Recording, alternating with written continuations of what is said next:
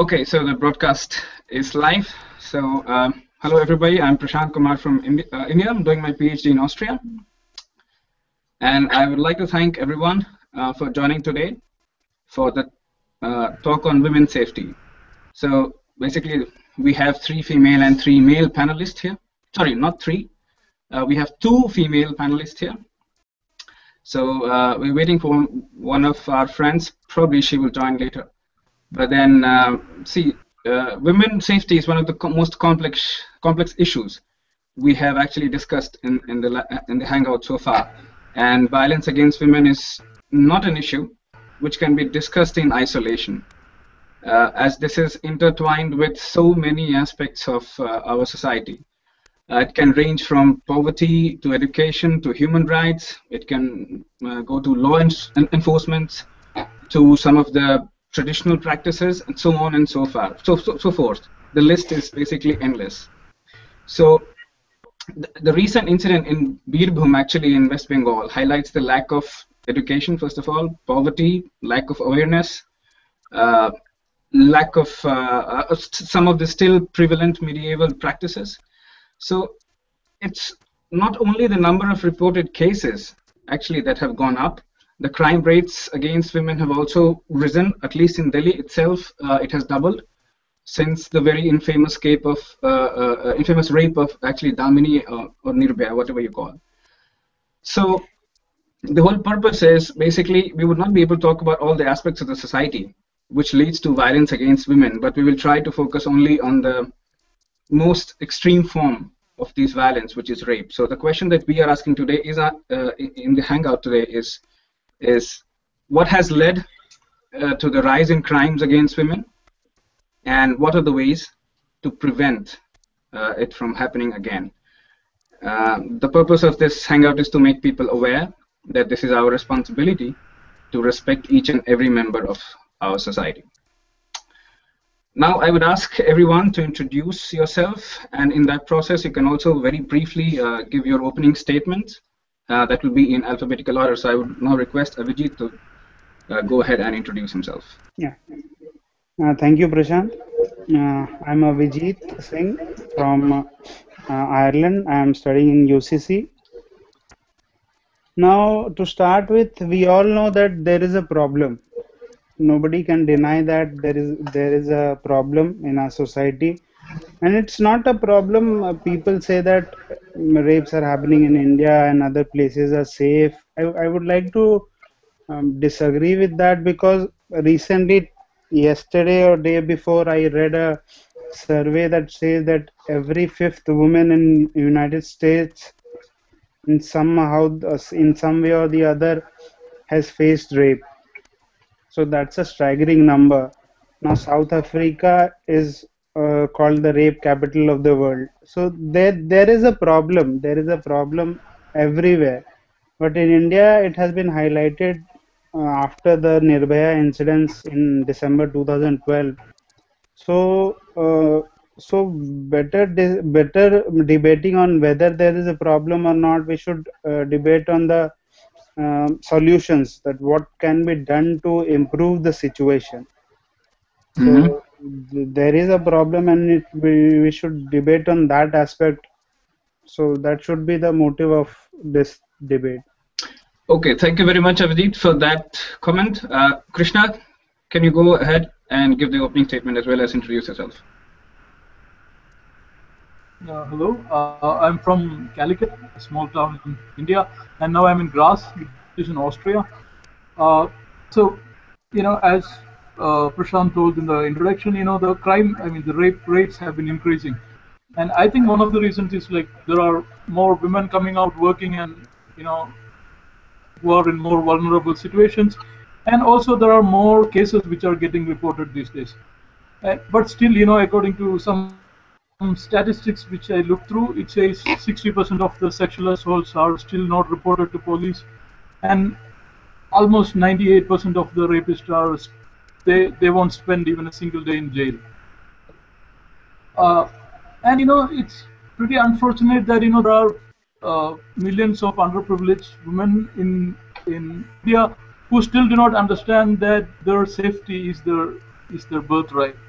Now there are news coming up from West Bengal that with this gang rape happened, where people from the village, including the women, are noting the police going to the village and arrest people.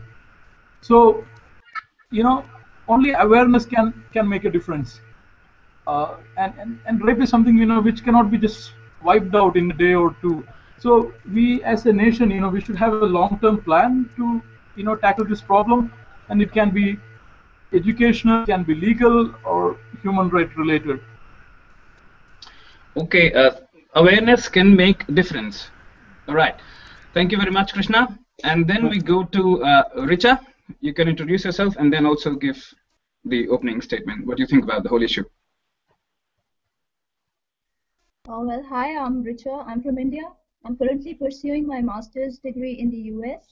And I think that there are so many rapes in the country right now, and the crime rate has really gone up. But I'm not very sure it is just that the crime rate has gone up or the reporting of such instances has gone up, which is actually a better indicator, because I think these cases, they need to be reported as attention. However, yeah, I do feel of anguish, helplessness at the misuse of affairs that I'm engaged in right now. And I think I think we have a very deep patriarchal outlook, and that is the reason why women are not given these rights and they don't have enough freedom.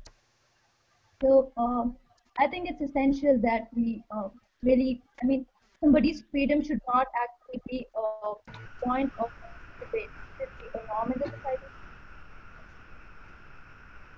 Okay, there was actually some problems probably in the audio. Probably I don't know if other people on the panel understood that. Yeah, but you were saying that the freedom is necessary part of anybody's. So similar to freedom is my birthright, and also protection is my birthright. Thank you for that comment. We will hope that next time we do not face this kind of problems. Then I go to Srija. She can introduce herself and also give the opening statement with this regard. So hi, my name is Srija. I'm also from India, from West Bengal, as a matter of fact, and I am doing my master's. I'm a medical research student of master's level in Germany. We have harped about the point that rape is bad, and there is no point. I mean, the statistics have gone up. You can say that the crime rate has gone up, or like Richa said, that maybe the reportings have gone up. So I will not harp on the problem. Being a research scientist also, I have been trained to look at the solution. So I will try and give my own opinions about what can be done. We cannot change the world and bring world peace in one day. But if a Pepsodent ad can do it, I think we can do it as well. Mm-hmm. Good, very good. So we are talking about some radical changes which will indeed at least we want to come up with some changes, suggest some changes to our viewers, which can be deterrents to these predators outside. Fine. So, Richa, is there a problem in hearing? Hello? Oh, hello. Yeah, I can hear you clearly. You can hear me. So, can you hear? Okay. Yes, now I can hear you as well. So my first question goes to Richa, not because I follow that policy of ladies first, because I think that is a very sexist comment in itself. But just because we are dealing a point regarding women, so I would like to go to her. And my first question goes out to you. Are girls anyway responsible for the rapes? For example, I would elaborate on that question. So does the way you could. Okay, are girls responsible in any way for the rapes? Does the way she dresses any way contribute to the crime against women? No, it doesn't. I think it's thoroughly the mentality of the person who victimizes the other person, and any kind of clothes they're not appropriate. The victim never invites them.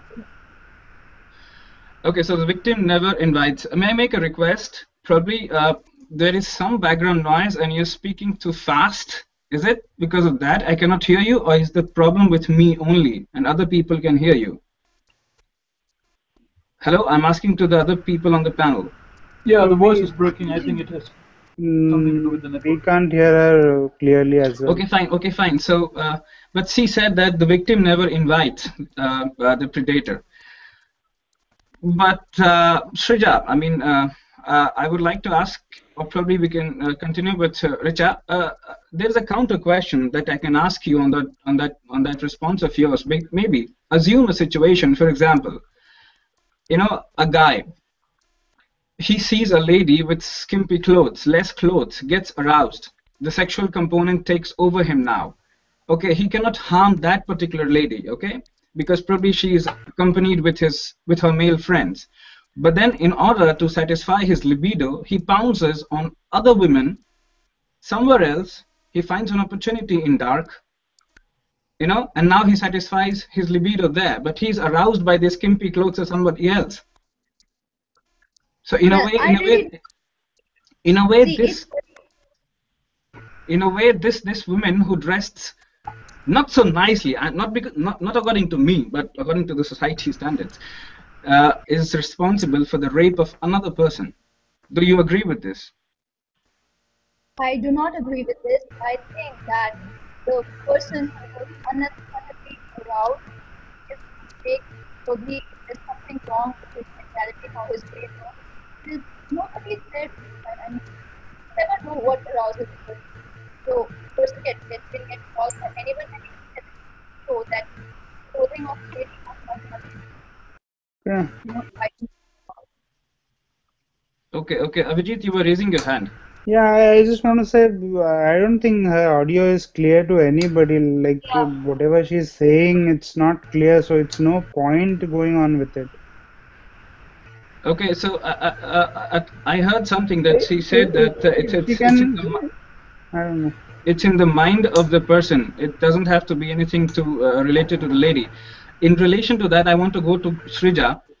Now, tell me one thing. I mean, I asked this question, are girls responsible for the rapes in any way? I mean, if you look at the broader terms, for example, recently we had a case in Mumbai where a journalist was raped, and the perpetrators of the crime were serial offenders. So what happened that people, or the ladies who got raped before this incident, did not report this matter to the police. Of course, there is a social stigma attached to that. But if you're not reporting these cases, you're actually allowing the guy to think that he is now free to rape one other woman. So in that case, you are not helping the other person as well, right? So Sorry, Richa. This question was directed towards Shrija. Sorry, Shrija and Richa. So now Shrija has to respond. So a short answer to that is the first question was that are girls responsible? I would treat girls as a female entity. Let's say are females responsible? I think the question you're asking is very site specific. You're talking about an incident where a guy sees a girl and he gets aroused, and whatever the libido is not on this girl, and he's not being able to react to this girl, and he's reacting to some other girl. So actually the problem doesn't lie in this site. The problem lies in the general aspect. Are females at all responsible? I think before we go into the victims, the guys have mothers. The females who are actually bearing these children have the problem to start with, in my opinion. That if the guy grows up in a house seeing the woman is always an object, it's always an object. If the woman does better, if the guy does better, it's not a problem. It's not surprising that the guy is doing well. If the woman does better, that means that, okay, this is a special thing that the woman is doing well. If the woman is wearing something bad, there's a problem that the woman is doing something bad. Even on streets, if you see a girl, then the boy is asked that this is what is right and this is what is wrong. I think there's a problem. What I'm trying to say is there's a misconception which is bred at homes. So I think if the female has to no. See. Your suggestion is more like a systemic suggestion to the long existing problem. But we are talking about being pragmatic and practical. For example, Now, No, exactly. And there is, I think the practical question is that is the female, the victim, responsible? According to our well, if she society, doesn't report the cases, she is. If she yes, doesn't that report the is cases, she true. is. If she doesn't report the cases, she is responsible. But then you have to understand that if the girls in our country, if they are raped, they are married to the same rapist. Exactly. We'll go to that point as well. But then I was going to make another thing. For example, see, we know how society is at the moment. We know our neighborhood. We know that this is not so civilized. So if someone advises you to please dress properly, wouldn't it be nice to probably That's what I mean by freedom. I mean, why are we having discussions in that case? Because I really don't think, I mean, you have a right to wear whatever you feel like. I have seen guys, I mean, they go to some kind of a public place and they may see a water body and they just throw all their clothes off. We never get aroused. Why do you guys get aroused? I think But even that's if we really, do, we don't react to that. I'm sorry if I acted And in a way that someone can even get aroused by some good weather. Okay. See, we will not speak all at a time. So yeah, Richa, you can still go on and make your point because now your voice is audible. Yeah. Yeah, okay. So what I was saying is, I don't think that the girl is responsible in any way. It's her wish. She can dress up as she likes to. And I think, I mean, different people have got different levels of, how they judge something as, provocative. Because there would be people who would say, oh, why did you show your face? Oh, why can't we see even a little bit of skin, maybe the hands, maybe the feet? So, I mean, obviously, this is a personal choice. You cannot really comment on somebody's clothes or the way a person dresses up. That is a And personal continuing choice. to that, in this, it's most countries where women are actually covered mostly. I think the problem lies, the rape problem is mostly in those countries. That is also Exactly. quite noticeable. Yeah, we have seen in progressive societies, not as ours, dressing is not a problem at all. So Because this can never be. I think it all lies in the mentality because the amount of exposure that the guy is brought up in.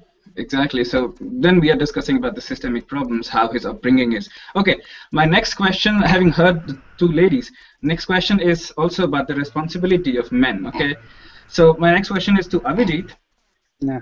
See, we have been all talking about, will increase the level of punishment, probably go from 8 years to go to capital punishment, probably a life imprisonment, not if so severe. So will the increase in punishment provide a deterrence against rape is my next question to you. Okay. Before answering your question, I would like to add something to what Richa and Shrija said. Our society as a whole treats the victim as the accused. The whole problem lies there. The mothers at home, the fathers at home never tell their boys to respect women. They'll tell their girls, their daughters, the sisters to dress properly, not to go in that area, not to go at that time of the night, but they'll never tell the boys. At least I was not told by my parents, not that I was not told by parents. No. Abhijit, for example, tomorrow you have a daughter. Will you Yeah. not tell her to take care? Will you not tell her? No, I'll tell her to take care, but if I have a son, I'll tell my son also that respect women. Women's are not just an object. You need to respect them. So it should start at home. I guess as far as it goes, men are responsible for it because they are the ones who are committing these crimes. But on a certain level, women are also responsible for that. At So some you mean to level, say the women means the mothers of the house, or the family members? yeah, exactly. I'm not talking about the victims Women. that they are Okay. responsible in any ways. I'm Okay. talking about the other women, Okay. other women of the society. Okay. Now, coming on to your question, like should yeah, punishment should be increased. There should be lifetime imprisonment, like in the 2000 amendment of the criminal law. It has been done that in some cases it has been increased, but only increasing the punishment will not act as a deterrent unless and until it is done in a timely manner. If it takes 10 years, 20 years for a case to reach its judgment, it will not act as a deterrent. Yeah, People will be out on. So basically, you're telling that the addressing of the problem has to be from a different perspective rather than just going on increasing the punishment. Just to add to this point, actually, I have a view of a psychiatrist. He is Dr. Mitra from Mumbai, and he did a survey with some rapists, and he asked them if they would have committed the crime if the punishment was a death penalty. Most of the respondents, the rapists, said that they would have committed the crime even then and probably kill the women. So now if the rape gives them capital punishment, why not kill the women? So to all those people who think that punishment, increasing the punishment will... Just by increasing the punishment, it will, I don't think it will have a very strong effect. The punishment should be in a timely manner. In 6 months and a year, the judgment should be delivered. It's like treating the wound just from the top of it, not going into the deep of it. Fine. Thank you very much for that answer. Okay, so now I have another question which I would like to ask to Srija, for example. Yeah. So talking of India as a whole, do you think India as a misogynist society, a woman-hater society, where a woman claims her rights for the property from her father, her husband, where she challenges this setup, this patriarchal setup, and are we not offended? The men get offended when a girl refuses, to pander to our ego. We want to teach them a lesson, and go out to rape them to set things right. Do you think India is kind of a society, or also there are places for good people in India as well? Or the picture is not so bleak? Well, like I said, I would not call the Indian society as a very woman-hater society. Very briefly, I want to say our past, Indian past, like we have a very matriarchal society as our culture, part of the culture. We used to have a very matriarchal society, and we have examples of wives of rishis who were very influential. And then we've had, like, I don't know, superpowers, like in terms of superpowers in today's world. We've also had lots of women powers, so to say. I would not call it worship for that matter. That is another point. And coming from West Bengal, I would try to say that Durga is we call Durga Ma. So, but coming to the main point is that I would not call it women hater. I think it's like a society bias, like so to say, that men are like they have somehow. Especially, let's talk about this in this age. The problem is that we are in between two cultures.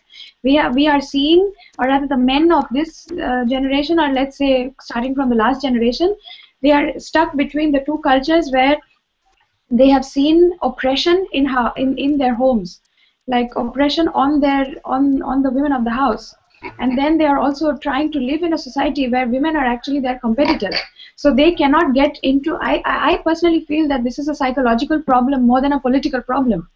Because they are, first of all, not getting exposed to a lot of women anatomy, so to say. To be honest, people, we are, as human beings, are growing up, we all have needs, we have desires, it's normal to have desires. But we are in more than a women hater, we are more in a tabooed society where people are said that if desiring a woman's body, or desiring the desire for sex itself is apparently tabooed. And if you you cannot take the candy off a child. You can tell the child that, okay, like I was saying in the Pepsodent ad, like it's like, don't attack the child, attack the germs. So I think I would not, to summarize it, it's not a woman hater society, but it's definitely a biased society where a lot of attention is going to the wrong part of the problem. Okay, fine. Thank you very much for that answer. Actually sums up everything. Does not paint the whole picture as black as it seems to the and also presented by the mainstream media. Okay. Sorry, Krishna, for keeping you waiting for so long. I have a question for you now, because I really want to balance one male and one female panelist. So, see, the majority of violent acts are against the women are committed by the men. So but the problem is vast majority of prevention efforts, like risk reduction and self-defense tactics are directed towards women. Like Richa mentioned, that why can't we just go out and take a bath in the pool? Why are these things like you be precautionary, you do not wear this, you have to take account of this? Why it should be both ways. Like men should also be counseled for their masculinity. Don't you agree for that? Right? Yeah. I mean, if you ask me, I would say if a man who actually understands his masculinity will never rape a girl, rather he will impress a girl and have a good time. And as it happened in the Delhi gang rape, the whole episode was like carried out as a gift to one of these guys who was not confident because he was handicapped, and to boost up his confidence, his friends were actually arranging a party for him as a gang rape. And as you can see in most of the recent cases, it's mostly done by taxiwalas and people who are from not so privileged society, who are not educated, and unfortunately our women from our home have to interact with these people on a day-to-day life. You have made a very interesting point, which I had actually kept to discuss in the end. Probably I thought it was making too stereotypical, but then we will discuss that and also have your opinion on that. But of course, you said masculinity has nothing to. The boys should be counseled, and all those people who actually perform acts like this are not male, not masculine at all. Okay. Now I would like to go to Richa. So, as she said that these are the problems pertaining to society, and we should not be biased only towards one opinion, one side of the opinion. The thing is, if you say how to sensitize people about gender equality, like implementing sex education in schools, like a workshop in locality, or probably start from the house, talk about sex to your kids. But talking about sex is already a taboo. How will you start about it? How to go about it? I think education for students, and I think they should be gender sensitized. Probably the bad effects of this inequality should be brought in front of them. They may just realize, that they should just be made to feel that women are just as women as they are. They have equally right. They are just, they are as much as they are, so they have the right. And they should be actually, pretty much treated as equals. So yeah, that would be a good thing. And again, you have workplace conditions wherein the employees should be sensitized. There should be certain like gender-specific measures that should be there. I think police should be sensitized, and yeah, there should be more recruitment of women police constables in the police, so that when ladies go with their problems, they may be able to better understand their problems, and they may not feel so left out. Like, oh, okay, so how do we discuss it here? So that's an interesting comment, because I would like to tell this fact to all our viewers, that at present in the police department we have less than 6% of policewomen participation. So see how unequal this gender is represented in the police. So that's an important point for politicians, new age politicians out there. Good. Another thing that people started saying after the Delhi gang rape, I would like to go to Avijit, because this concerns more to the male section of the society. That people also said that ban pornography. Do you think banning pornography will stop rapes? Because there was also one case where this guy was severely influenced by pornography, and in the case of Gudia, I guess yes, watching porn before raping. Yes. So should porn be banned? According to me, banning anything is not a solution. Whether be it porn in this case or something, banning some other case in some other case, banning something else in another case. Banning would solve banning won't be a solution in this, because if you ban something, that means you consider it wrong. Watching porn, I guess for adults today, everybody does it. It's not people do it. It's even accessible to kids. It's that you can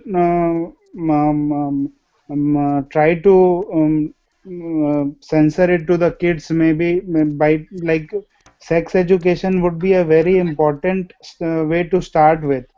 We'll have to start like No, what my idea, probably not my idea, but then what other people also have to say about that is, see, today more people in India, at least, or at least in this kind of society, are get education or get exposed to sex through pornography rather than the sex education in the schools, because we don't have sex education in schools, and there we develop our fantasies.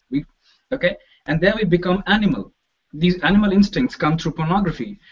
We start playing roles. So whether or not it would be proper to actually ban porn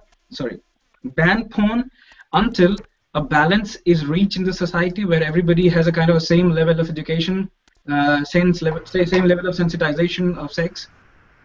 No, then I would give an argument if some people might watch porn and release their frustration by watching porn. May well, if they don't watch porn, they get more frustrated and they go and commit more rapes. So maybe porn can be a way of releasing your frustration, from sexual desire in a way. By watching porn, you can satisfy yourself. So on that I can give you that. So banning porn is not a solution. Like when will we do you think that we'll anytime reach that stage that we can claim that now we have a balance in our society, now we should allow porn? So yeah, that's impractical. We will never be able to reach to that level. So that banning you can't make that decision like now we should allow porn and now we shouldn't allow. It's just like a ban on smoking or ban on liquor, that people will find a way to. Exactly, banning is not a solution. For example, liquor is banned in Gujarat. Don't you think it's available across the state? Yes. Okay. Good. Fine. So we have discussed this issue. Banning of porn will not help. Anyways, Srija, I want to go to you now. See, we've had many women politicians. Well, not many, but certain few number of politicians like Sushma Swaraj and Mamata Banerjee and the Mayavatis and the likes of Jayalalitha's. Do you think they have been able to deliver to the people, at least in this respect? Or if not, what should we do now? Because now the talk of the aim of the discussion should be like providing the result-oriented discussion of what should be done and what could be done. So what should we go and ask these people that, see, we chose you as our elected representatives not to keep on the patriarchal society, but also deliver us on this aspect of the society? So thanks, Prashant, for that question. I would like to say that I do not believe in changing the world in one day. So that is why I will not comment on what has been done. However, I have my own reservations about what has been done, and I don't think everything, you cannot blame a particular minister or a particular government for certain changes, which we have a ridiculous society with some very ill-educated men out there who alone should not be blamed for this darn case as rape. So you cannot say that this person has not done that, or this person, or this particular act has not solved. So coming to the point, I think I was reading a very interesting article in Bangalore. There's this lane which was apparently very unsafe for women, and it was called the rapist or rape lane, as I can remember. In Bangalore. In Bangalore, and it has been apparently changed. It's been a very small action by local people, and they have put chairs or tables there, very small ones, where one-on-one chats can be possible. So basically trying to say that communication can help people, release some kind of frustration. Like, I would agree with Abhijit, because he was saying porn is one way of physically expressing our, frustrations. And men, we are students of biology, and we know that men need to certainly release certain frustrations, and women are biologically better off there because we do not have certain level of frustrations which actually handicap our lives. So I agree that communication is another way of doing it. And I have another suggestion. I think, if we try to say that introduce sex education, we have to think about practically doing it. I think it would be nice to have a curriculum as like an extracurricular activity. 15-year-old boys face a reproduction chapter in the biology book, and the first thing they think is about the next door neighbor who is the sexiest woman they have seen. And they are shy to read about the woman reproductive system, or even discuss about or even answer questions pertaining to that. So I think it would be nice to have something like an anonymous box in the class where you can put chips about everything which you cannot say out loud. It can be derogatory language, but once you get it out of the system, and one class teacher or one principal can read it and not judge the poor students about what they are thinking, and they can try to see that, you know, you don't need hi-fi psychiatrists to solve this problem. You need to that's a very innovative way of dealing the whole problem. Yeah, that's one way, one thing that people should actually go about it. I remember, this reminds me of my time in the school where in the school my biology teacher actually refused to teach that particular chapter, and we had to do it by ourselves. And even in the graduation, Avijit and Richa would also remember one of our female professors whose first job was to see which girl is sitting to the next boy, and then have a segregation in the classroom. So it's also not helped by the female professors there as well. So yeah, exactly. No, I remember in my class 9th when we had this reproductive system, male and female reproductive system, some guys and girls, when the teacher started, when it was a female teacher, and when she started teaching, some guys and girls started giggling. I don't know for what reason, but this is the thing that it happens.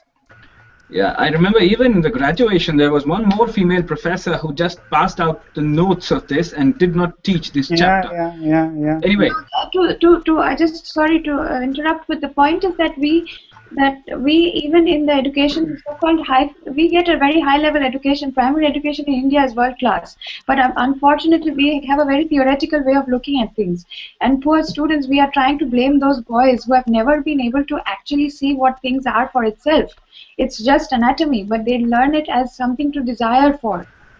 So they have never been exposed to the female anatomy, so to say. Okay. Thank you very much. Thank you very much for that answer. That was indeed very innovative. And also the rape lane, now considered the safest lane in Bangalore. People should learn how small things can change or can have a very big impact. I would like to go to Krishna, and now it's more about, you know, talking about the responsibility that the men have towards contributing to the society. So have not men failed? You know, there are people who go out and rape, but what have we done? We are sane people, right? We understand what's happening in the society. So have we not failed in this, you know, giving out to the society? Are we ready today to have daughter-in-laws who were raped? Are we ready to marry those girls who were raped? What can we do? How do we offer to the society? What can we do to change the mentality of the men who are sane? Yeah. I mean, I feel we are still treating the rape victims in a very crude way. I mean, the victims are not treated well by the police, and lawyers are asking questions which they are actually not supposed to ask. And we have had cases, you know, where judges were trying to marry off the victim to the guilty and calling it a win-win situation. Yeah. So, I mean, there are, you know, proper guidelines how to treat a victim, and we even had ministers taking the names of the victims. And lawyers trying to find out whether the girl was of a bad character, whether she was drinking alcohol or taking drugs and stuff like this. But end of the day, we should understand that, you know, I mean, whether she was drinking or taking alcohol, taking drugs or whatever, end of the day, if it's against her will, then it's a rape. And I think, you know, we have to change our mindset and understand this as a reality, that, you know, and it's our fault if something is happening. I mean, if there is even a single rape happening in the society, each one of us is responsible. Is responsible for that. Exactly. The whole society has to take responsible for what has happened in their backyard, and not just the women and the men there.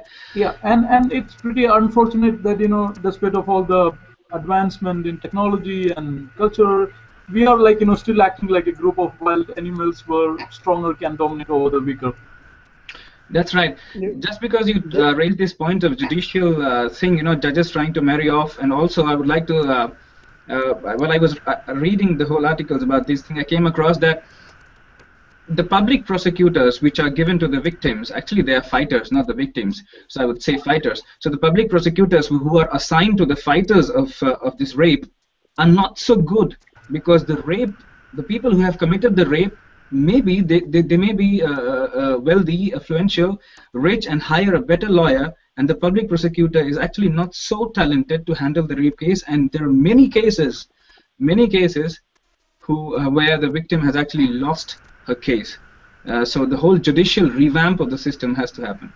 Yeah. Okay, I would like to go to Richa now, since you are in US, and how long has it been for you in the United States?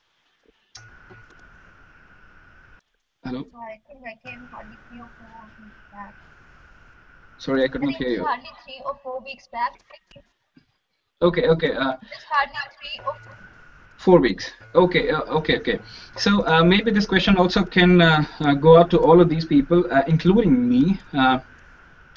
See, in India, but first I would like Richard to respond to this, and then if other people would like to comment, they can also join later on. See, there is something which there is no concept of. First of all, I feel that way. There is no concept of personal space in India. You know, much can be attributed to the population, because we are so many. But still, you know, you travel in buses, you travel in trains, in public places, you keep bumping into each other, you keep pushing to make a seat for yourself, and you literally forget that the other person also has his own personal space which should not be violated. Do you think this kind of behavior that we show in our society, eve-teasing, rape, can also, because of the kind of society we have grown, has actually agreed to live with, you know, accepting that there is no personal space, and we need to have a personal space for ourselves. Well, yes, I definitely think that could be one of the reasons, because I mean, people are always trying to, violate somebody else's personal space, and yeah, but I think there is a really, a different angle to all of this. That is when, a girl gets, okay, so somebody is actually kind of teasing her. Nobody really speaks up. But if something goes wrong, I mean, people are really quick to, just blame the girl. So at that time, they don't really stand up for the victim. And that is a really sad state of affairs, because I think people, the society, it can have a huge influence.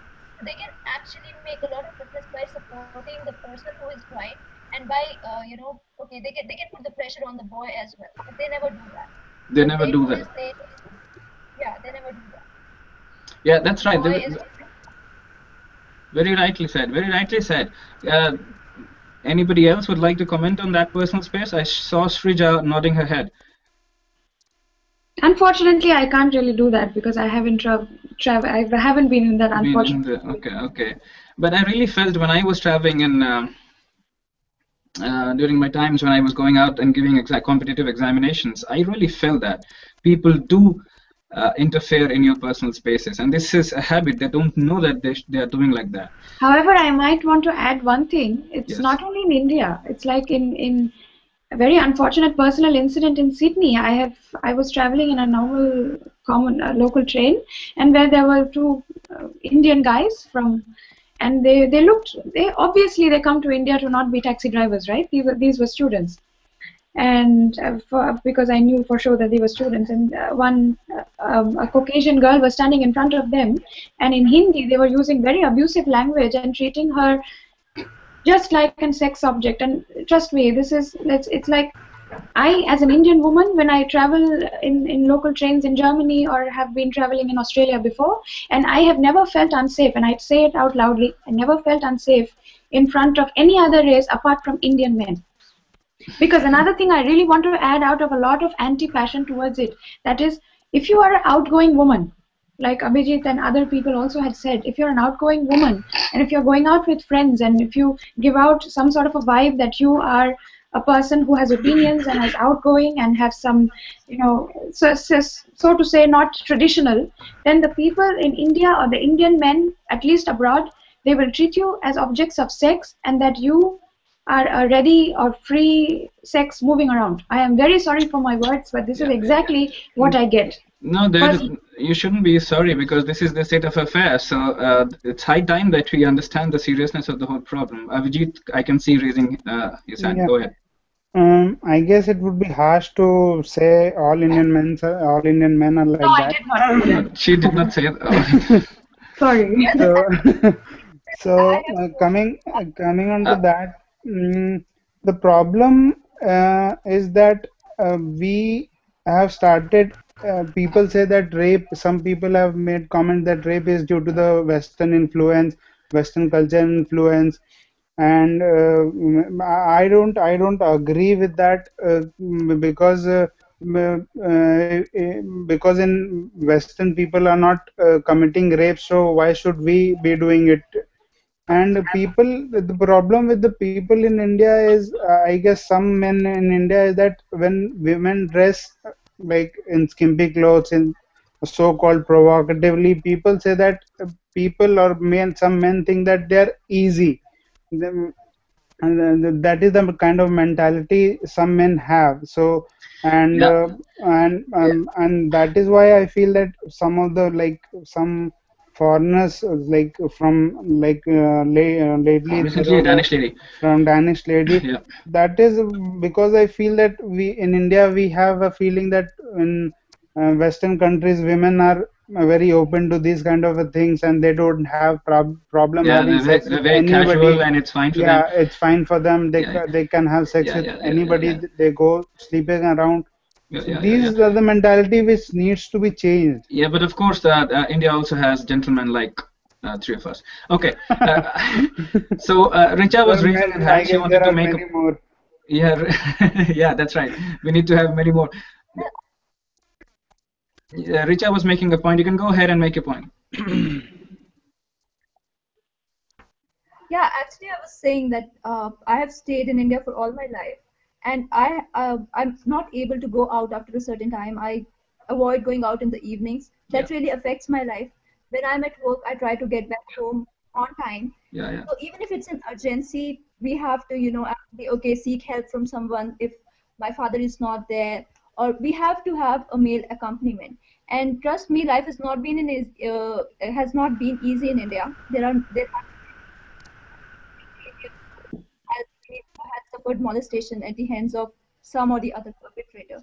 So of That's course, being a girl, life is not easy in India. It's a day-to-day struggle that's for right. those who have to go out every day. That's right. I completely agree with you. We are actually now heading towards the end of our discussion. I'll take just one question and go to each of you because we have complained a lot about what's wrong in India. As Shrija already gave us the example of that example in Bangalore, the safest lane. If we could propose some solutions that you guys can have, because complaining about a society is easy, rather than going out and working there. We cannot complain to a society unless we really contribute to the society. So I'll take this question, which actually Krishna was making a moment ago about the taxi walas and the drivers, bus drivers, the truck drivers, the auto walas. We recently had an incident where a TCS employee was murdered, and probably she was also raped by a taxi wala. I'm not so sure, but these incidents have now are occurring very frequently. So my analysis is it because of economic disparity that, for example, these people want to take some kind of well, I'm not stereotyping. First of all, I am against the stereotyping, and there is nothing wrong I have against the auto wala, taxi drivers, and the bus drivers. So these are the sections of the society which are actually less privileged, and they have been made subservient by powerful ruling class for many years. So can this be a way of getting at each other, and women can be easy prey because of this economic disparity? I would like to have the views of the panel on this. Did I make myself clear, or I elaborated too much?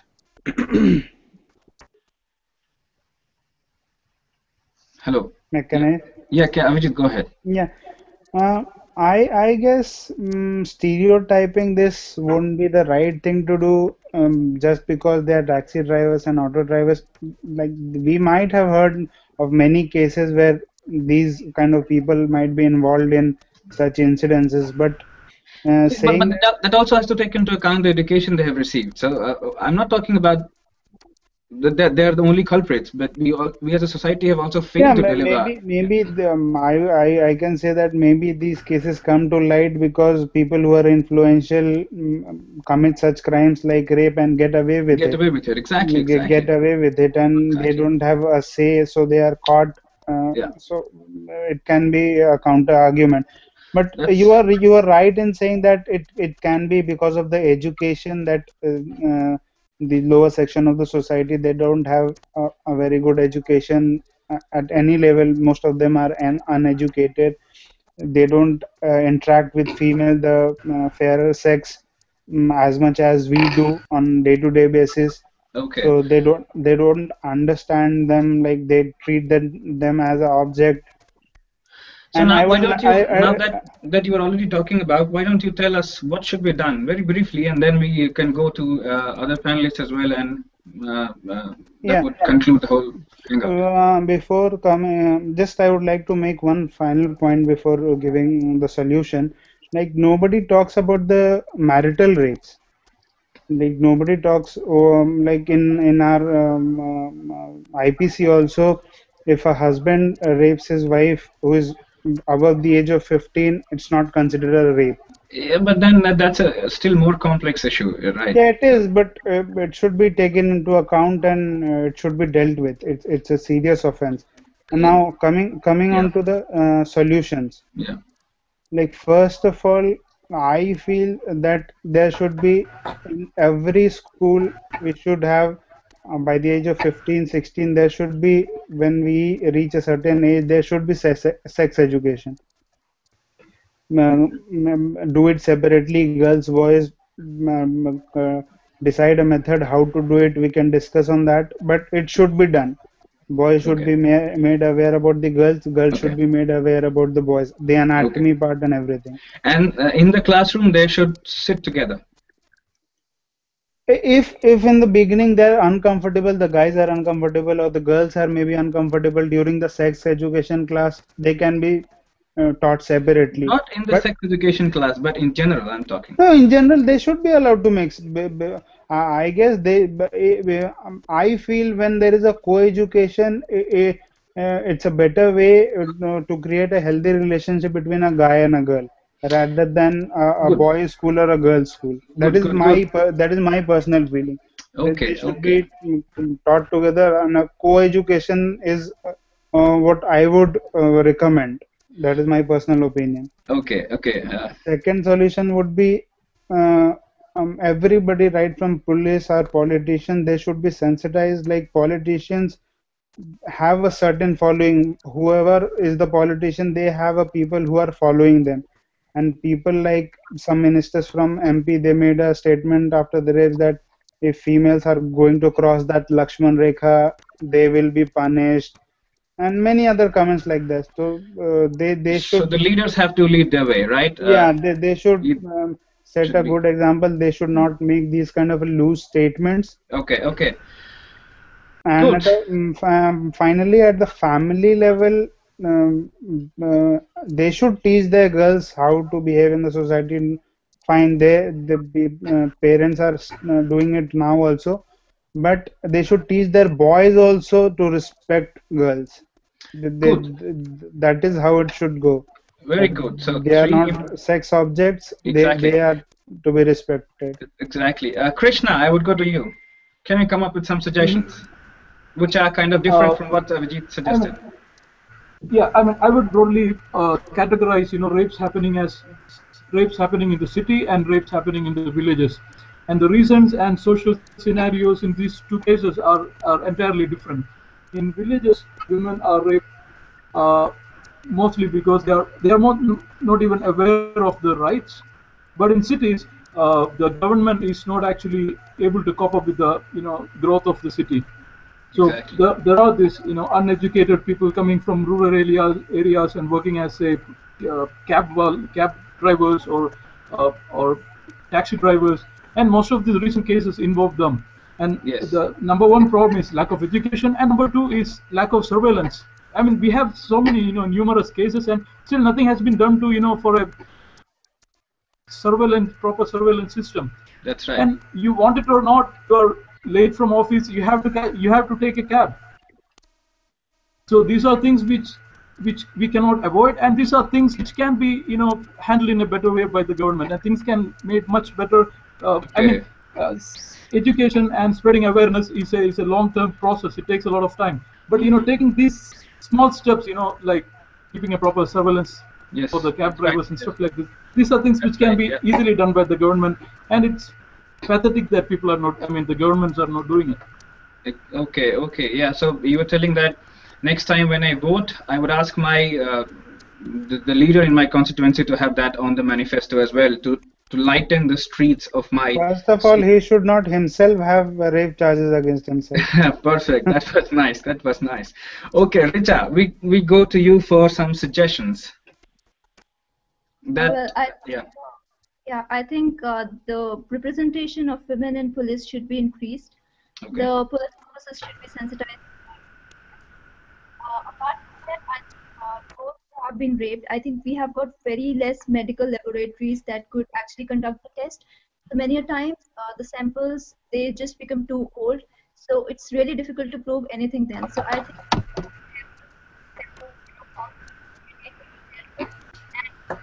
the implementation of the judgment should be timely. And the thing is that, wherein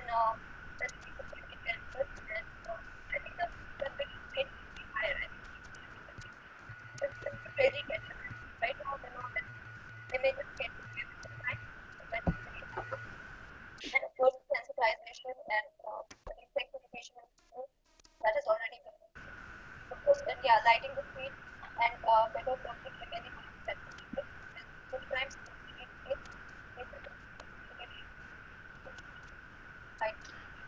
okay.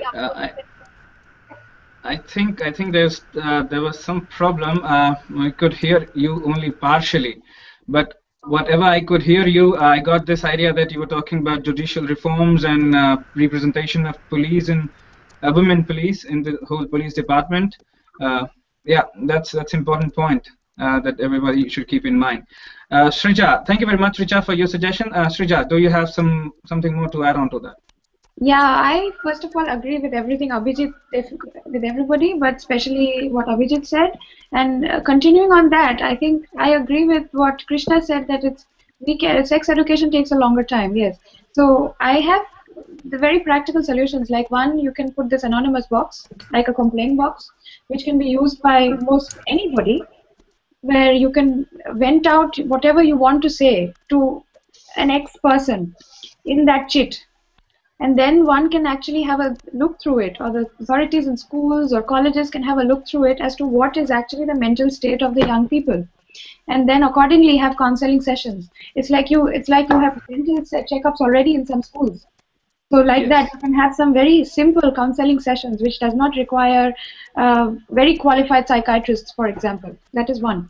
And second, I think it is very important for communication to happen, like we've had this Bangalore incident, and we can have some more like this. If not in streets, we can do it through media.